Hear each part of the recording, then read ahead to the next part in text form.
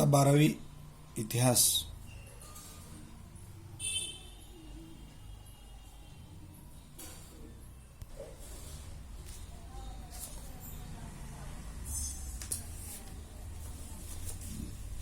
मागील तासिकेमध्ये आपण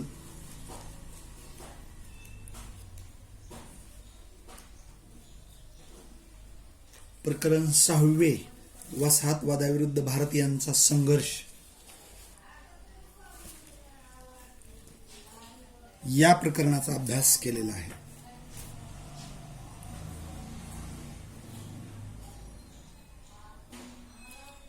म्हणजेच भारतामध्ये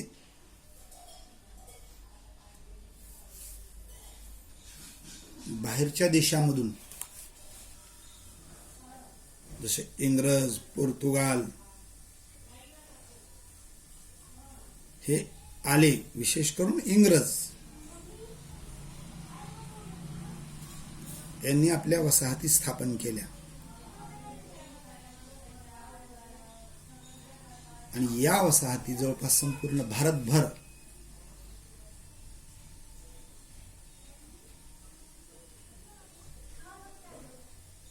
स्थापन केलेल्या होत्या. या वसाहती विरुद्ध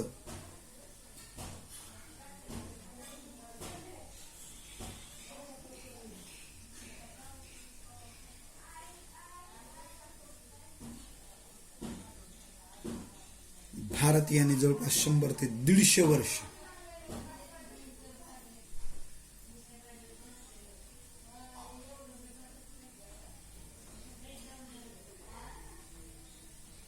संघर्ष केलेला दिसतो. यामधील प्रामुख्याने महत्त्वपूर्ण संघर्षाचे काही जे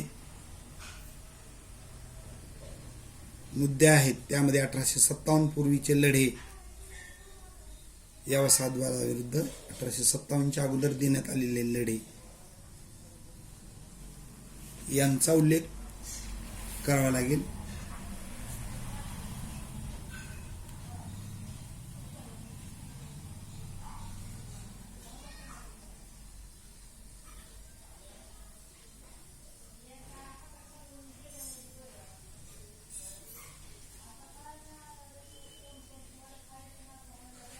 उदाहरणार्थ यामध्ये नाईक यांचा लढा,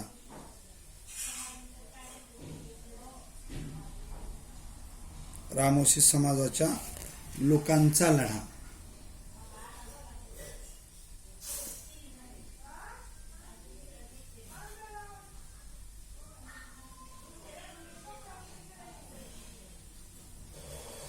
भिल्लांचा लढा,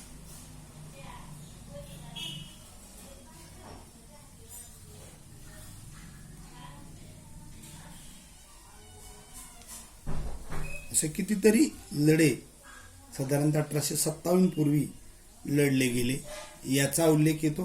त्याचबरोबर 1857चं स्वातंत्र्य युद्ध किंवा 1857चा उठाव हा वसाहतवादाविरोधातील प्रमुख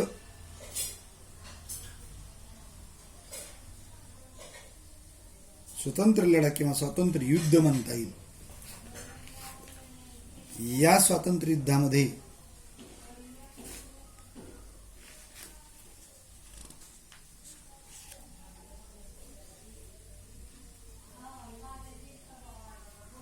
पूर्ण भारतामध्ये ब्रिटिशांना विरोध करण्यात आला आणि त्यांच्या सत्तेविरुद्ध स्वातंत्र्य समर उभा करण्यात आलं. खऱ्या अर्थाने हा लढा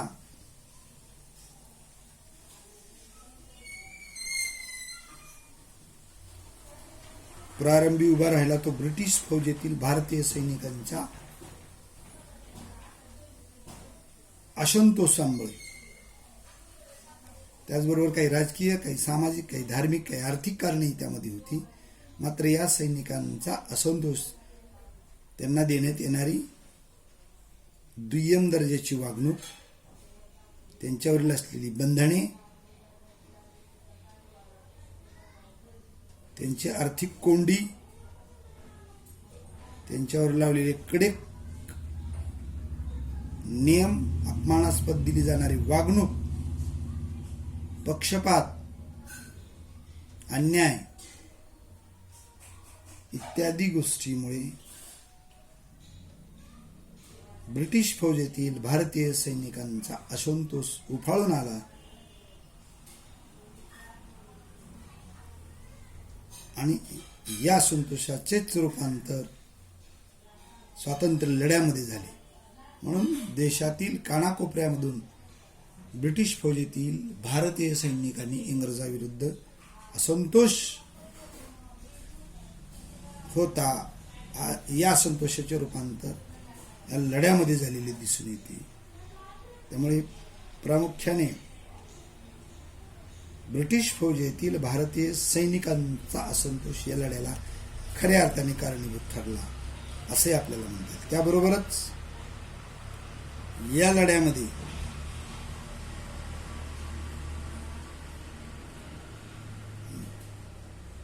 दिल्लीचा बहादूर शाह,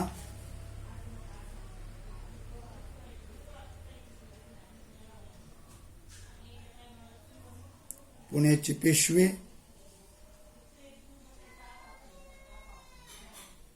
तात्या टोपे,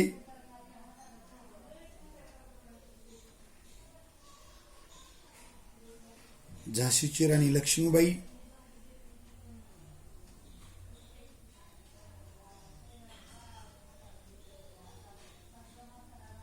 महाराष्ट्रामधील साताऱ्याचे रंगोबापूजी, गुप्ते,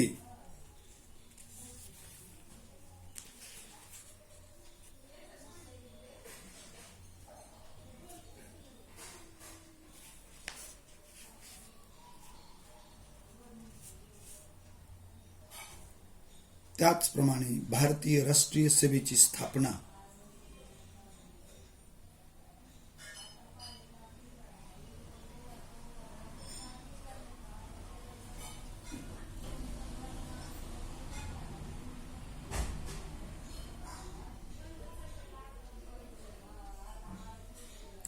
डिसेंबर 1885 मध्ये भारतीय राष्ट्रीय सभेची स्थापना झाली. तत्पूर्वी देखील अनेकांनी त्या इंग्रज वसाहतवाद्यांना विरोध केलेला दिसतो. वेगवेगळ्या संघटनेची स्थापना करून तो विरोध दर्शवलेला दिसतो.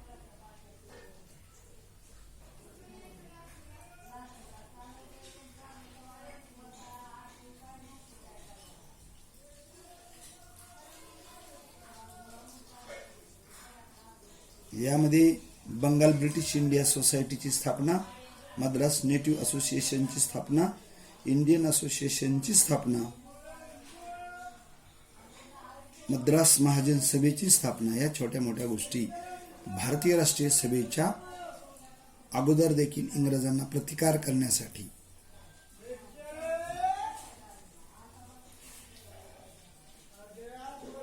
झालेल्या होत्या. भारतीय राष्ट्रीय सभेमध्ये मवाळ गट, जहाल गट, मवाळ विचारसरणी, जहाल विचारसरणी यांचाही समावेश होतो. त्यामध्ये भारतीय राष्ट्रीय सभेच्या प्रामुख्याने जहाल गटाचे नेतृत्व लोकमान्य टिळक,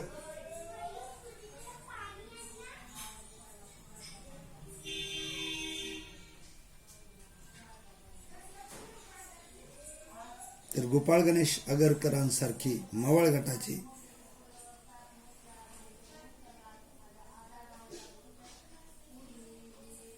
त्यामध्ये फिरोजशाह मेहता, गोपाळकृष्ण गोखले इत्यादींचा समावेश आपल्याला करता येईल. तर जहाल गटामध्ये लोकमान्य बाळ गंगाधर टिळक, बिपिनचंद्र पाल,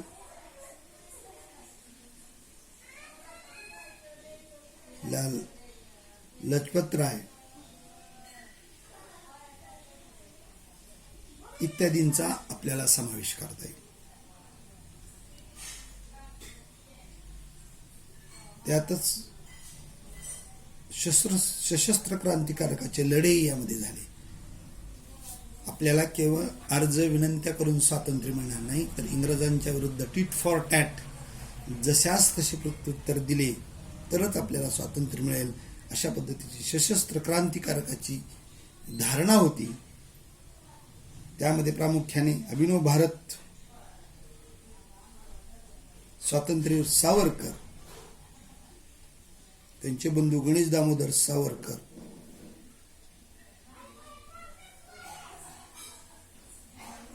वासुदेव बळवंत फडके, चाफेकर बंधू,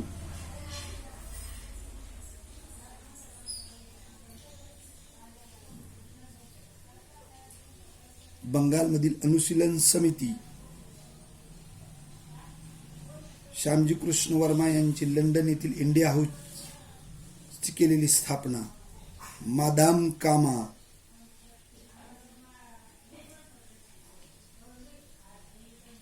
काही साम्यवादी चळवळी, साम्यवादी पक्ष, त्याचप्रमाणे क्रांतिकारक चंद्रशेखर आझाद, भगतसिंग, राजगुरू, सुखदेव इत्यादी क्रांतिकारक या सर्वांनी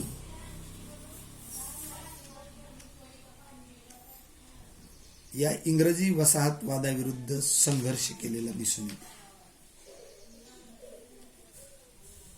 1920 नंतर किंवा लोकमान्य टिळकांच्या अस्तानंतर नवे युग, त्याला निशस्त्र प्रतिकार चळवळ असं म्हटलं जातं, ती महात्मा गांधीजींच्या नेतृत्वाखाली लढली गेली. ती अगदी स्वातंत्र्य मिळेपर्यंत चालू होती. महात्मा गांधींनी अहिंसात्मक मार्गाने सत्याग्रहाचा अवलंब करून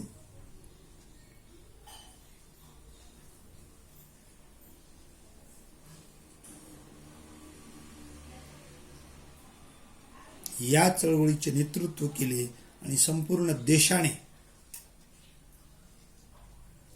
या चळवळीला समर्थन दिले असेच म्हणता येईल.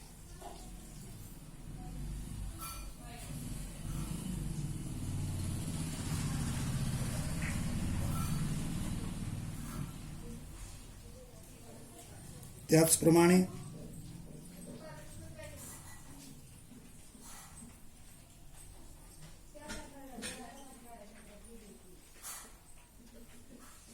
रवींद्रनाथ टागोरांनी देखील याचे समर्थन केलेले आपल्याला पाहायला मिळते.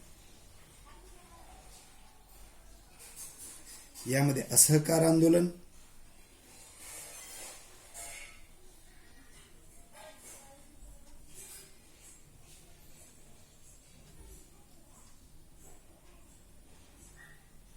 परदेशी मालावरील बहिष्कार,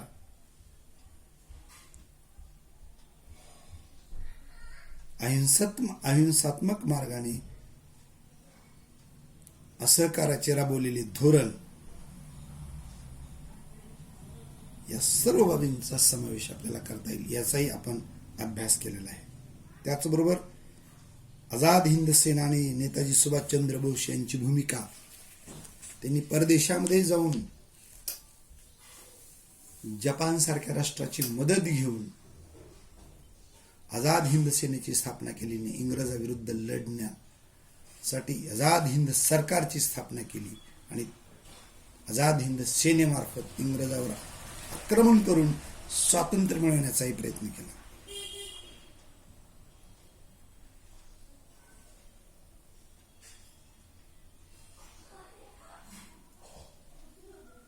तुम मुझे खून दो मैं तुम्हें आजादी दूंगा ही त्यांची घोषणा त्यावेळेला फार लोकप्रिय ठरली. या घटनेबरोबरच 1942 भारत छोडो आंदोलन, या आंदोलनाने संपूर्ण देश व्यापला होता. मौलाना आझाद, पंडित जवाहरलाल नेहरू, महात्मा गांधी,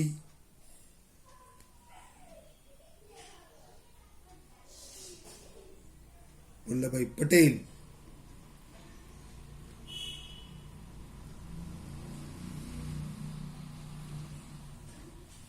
इत्यादीने या लढ्याला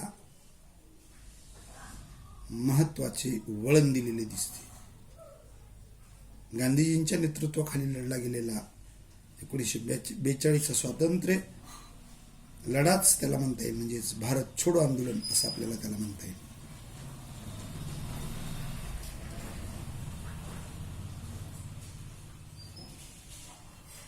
हे आंदोलन एका जन आंदोलनामध्ये बदललेले दिसते.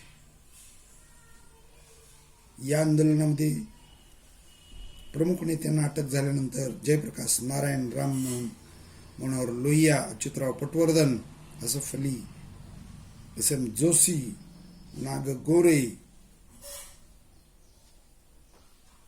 इत्यादींनी त्याचं भूमिगत होऊन नेतृत्व केलेलं दिसतं.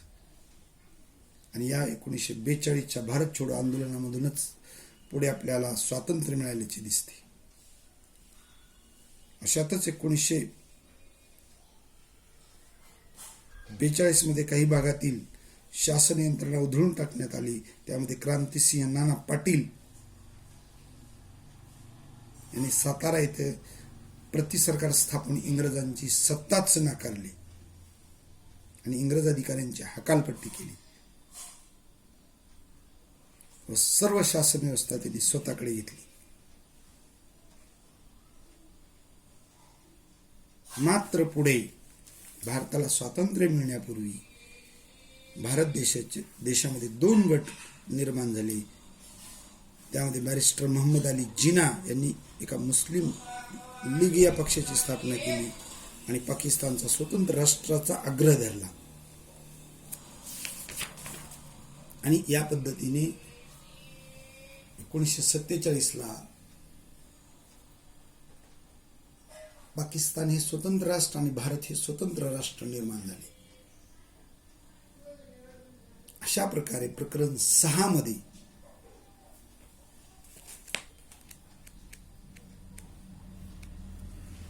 आपण वसाहतवादाविरुद्ध भारतीयांचा संघर्ष पाहिलेला आहे आणि या संघर्षामधूनच भारताला स्वातंत्र्य मिळालेलं आहे असंही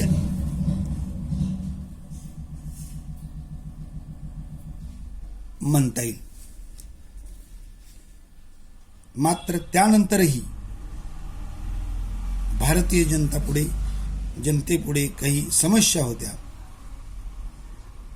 या समस्यासंबंधी प्रकरण 7 यामध्ये आपण चर्चा करणार आहोत.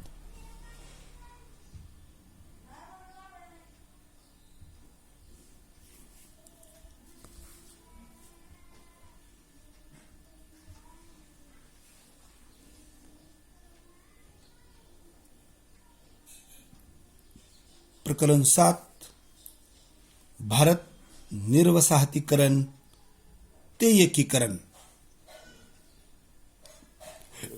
या प्रकरणाचा अभ्यास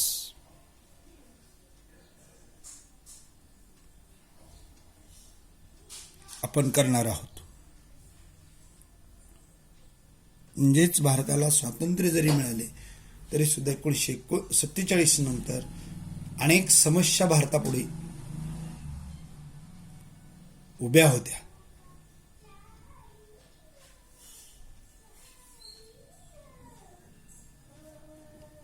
त्यात निर्वसाहतीकरणाची महत्वाची समस्या. निर्वसाहतीकरण म्हणजेच थोडक्यात वसाहतवाद्यांचे वसाहतीवरील वर्चस्व संपुष्टात येणे आणि त्यांनी वसाहतीमधील स्थानिक लोकांच्या हाती सत्ता सुपूर्द करणे म्हणजेच निर्वसाहतीकरण होय.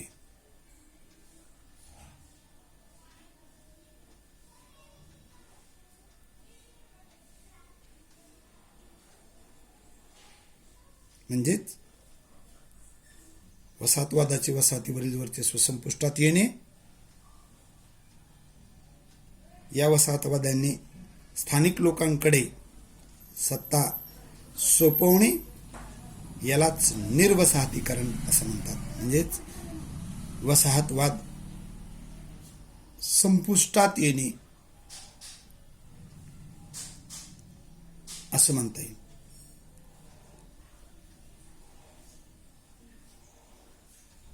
निर्वसाहतीकरण यामध्ये वसाहतवादाला विरोध स्वातंत्र्य लढा आणि वसाहतींना मिळालेले स्वातंत्र्य हे निर्वसाहतीकरणाचे प्रामुख्याने 3 टप्पे आपल्याला सांगता येतील. म्हणजेच पहिल्यांदा भारतीय जनतेने वसाहतवादाला केलेला विरोध, पहिला टप्पा. या वसाहतवादाविरुद्ध लढलेला लढा त्याला स्वातंत्र्य लढा असं म्हणता येईल. आणि या लढ्याच्या माध्यमातून वसाहतींना मिळालेले स्वातंत्र्य हा तिसरा टप्पा म्हणता येईल. 15 ऑगस्ट 1947ला भारताला स्वातंत्र्य मिळाले, मात्र त्यावेळी भारतामध्ये अनेक छोटी मोठी संस्थाने अस्तित्वात होती.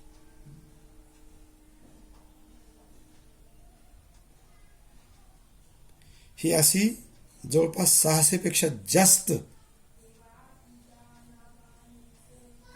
संस्थाने भारतामध्ये होती.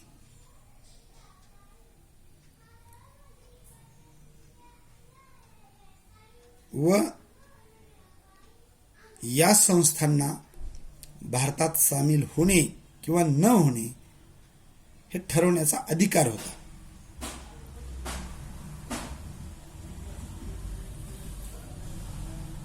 जर या संस्थानांनी भारतात विलीन होण्याचा किंवा सामील होण्याचा किंवा सामील होण्यास विरोध केला असता किंवा सामील न होण्याचा निर्णय घेतला असता तर भारताचे एकीकरण करणे फार अवघड झाले असते. आणि यामधून भारताचे अनेक तुकडे झाले असते. परंतु भारताला स्वातंत्र्य मिळाल्यानंतर भारताचे पहिले उपपंतप्रधान आणि गृहमंत्री सरदार वल्लभभाई पटेल यांच्या प्रयत्नातून, त्यांच्या दृष्टेपणातून, त्यांच्या धाडसातून, कुशल नेतृत्वातून ही विविध संस्थाने भारतामध्ये विलीन होण्यास तयार झाली आणि देशाचे एकत्रीकरण झाले. आणि म्हणूनच 2 देशामध्ये जरी भारताची विभागणी झाली असली, एक पाकिस्तान आणि एक हिंदुस्थानची विभागणी झाली असली तरी एक पाकिस्तान आणि दुसरा भारत, यामधील भारताचे एकत्रीकरण शक्य झाले आणि अशा पद्धतीचा पूर्ण भारत आपण पाहू शकलो असेच म्हणता येईल. आणि म्हणूनच भारतीय स्वातंत्र्यानंतर भारताचे पहिले उपपंतप्रधान आणि गृहमंत्री सरदार वल्लभभाई पटेल यांची भूमिका महत्त्वपूर्ण ठरते. यांचीच भूमिका महत्त्वाची ठरते. त्यांच्याच कर्तृत्वामुळे भारतामध्ये जवळपास 600 पेक्षा जास्त असलेले संस्थाने विलीन झाली आणि भारत देश तयार झाला. म्हणूनच त्यांना लोह पुरुष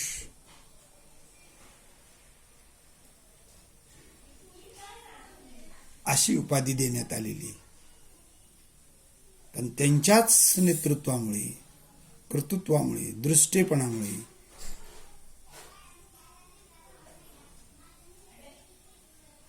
हा अखंड भारत तयार होऊ शकला. अन्यथा भारताचे चित्र स्वातंत्र्यानंतर कदाचित वेगळेच दिसले असते असे म्हणण्यास बराचसा वाव आहे. आणि म्हणूनच त्यांना लोह पुरुष, पोलादी पुरुष म्हणून गौरवण्यात आले. त्यांच्याच कार्यकालामध्ये, त्यांच्याच यशस्वी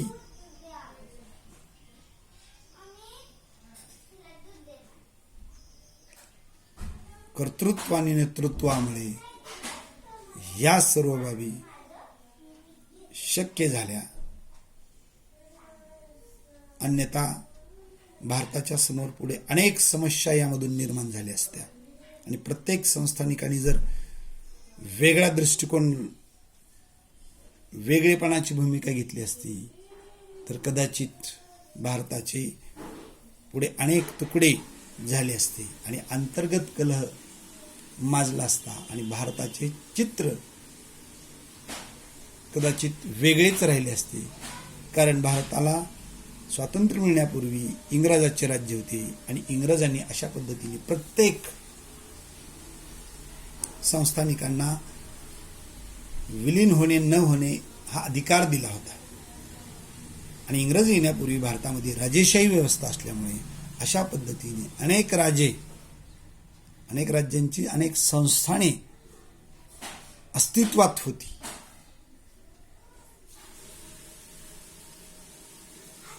व हेच धोरण त्या संस्थानिकांनी अलिप्त राहण्याचे जर ठरवले असते तर मात्र भारताचे चित्र वेगळे राहिले असते. तरीही याला प्रामुख्याने काही संस्थानिकांनी विरोध केलेला आपल्याला पाहायला मिळतो. यामध्ये प्रामुख्याने जुनागड, हैदराबाद आणि काश्मीर ही ती प्रमुख संस्थाने आहेत की ज्यांनी भारतामध्ये विलीन होण्यास विरोध दर्शविलेला दिसतो.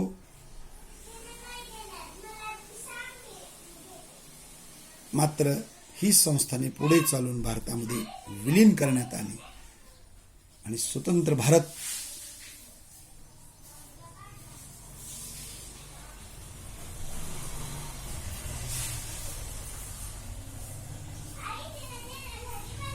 उदयास आलेला आपल्याला दिसून येतो.